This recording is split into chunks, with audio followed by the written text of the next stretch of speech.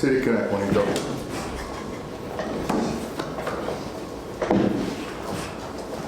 Well, do you like the City Connects? They're fine. I think they show better on TV, is what I understand. So I'm a team player. You don't miss the blue pants? Don't miss the blue pants though. The blue ones, the other things we wear are pretty nice. Yeah. Obviously, getting that how big the other obstacle. Just overall, what have you seen out of him, and what has he shown you as the face of the staff? What has he shown? He's shown frontline stuff. To the ability to get swing and miss. To dominate a lineup. The durability to go deep in games, to take the baseball. And he's really just blended in, seamlessly with the players, the coaches, the front office, and being a local guy, I know he's thrilled. So I think that it's just something that, he's always dreamed about being here. So that's also another thing that's great, is you have a guy that's always wanted to be here. He's never really drawn up much of innings during his career. That's something you're going to have to manage here over the next couple of months.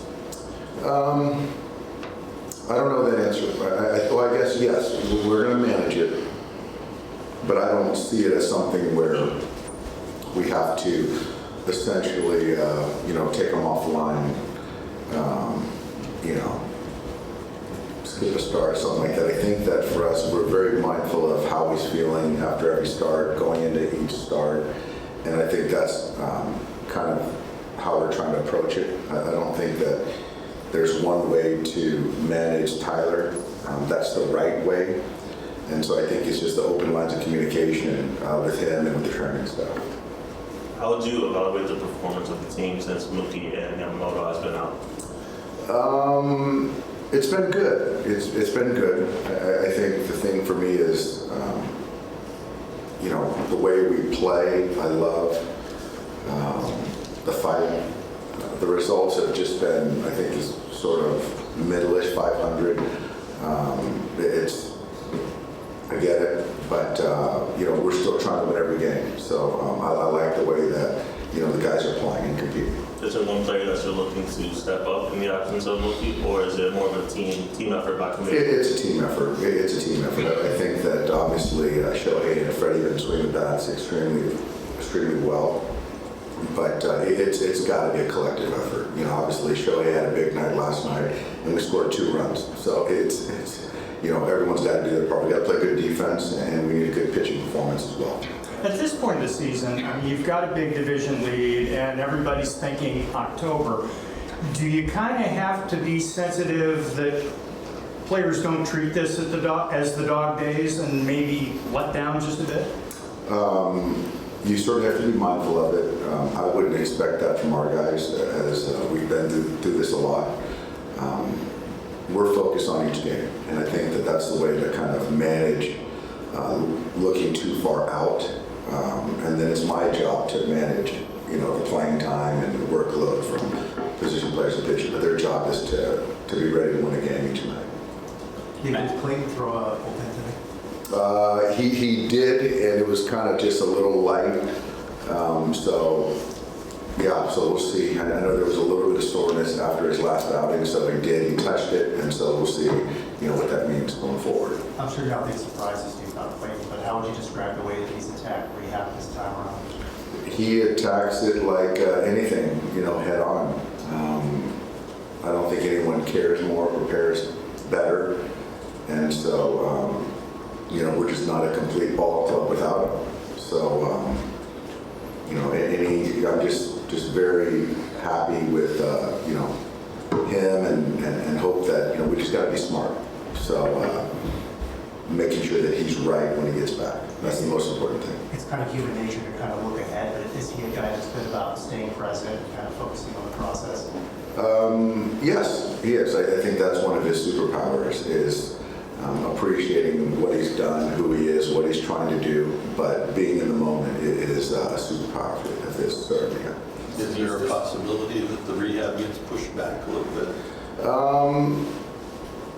Yeah, there's a possibility. I think that, given the calendar, we just want to make sure that he's good to go. So if there's no hard date for him, and we've been very clear from the get-go, and so when he's ready to go and when he's ready to continue to progress, that's when it is. And so I just don't want to give him any hard timelines. But the Tuesday, Yeah, it's going to see how he feels. And I think for me, it's, talking to him, talking to training staff, and making sure that he feels good to make it, catch play tomorrow. And if it feels good, great. And if it doesn't, then we'll just keep kicking it down the road until he's ready. Is that kind of like coming back from this kind of injury, the tough part? Like, I'm guessing there's going to be soreness no matter what. You're kind of figuring out like where that threshold is. Yeah, that's a fair question. But I think that, that's totally fair. It's something that is certainly different for him. But we have time. And so that's the thing for us. And again, you have to kind of defer to Clayton and to the training staff, most importantly. Max got moved to the 60 yesterday. I'm guessing it doesn't change much about his timeline, but are you guys getting closer to where he can swing? Is it still just depending on how he's feeling when he can start pressing a little more? Yeah, that was a kind of a paperwork move that I guess we had to make. It doesn't change his time to play, really. He's still not swinging a bat. He's moving with the med ball, the rotational stuff. Obviously, he's running, throwing, taking grounders.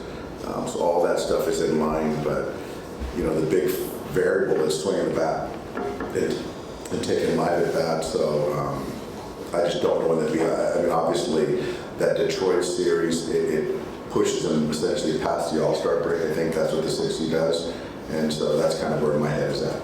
With him, I mean, with how he's been playing defensively and the batting average is up a little, like, is there an added layer of frustration that this has become as long of an absence as it's been for him?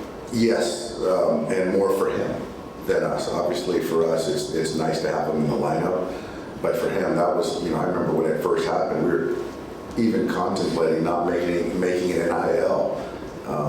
So for him, he's going stir crazy right now. He is. what does the lineup lack without him?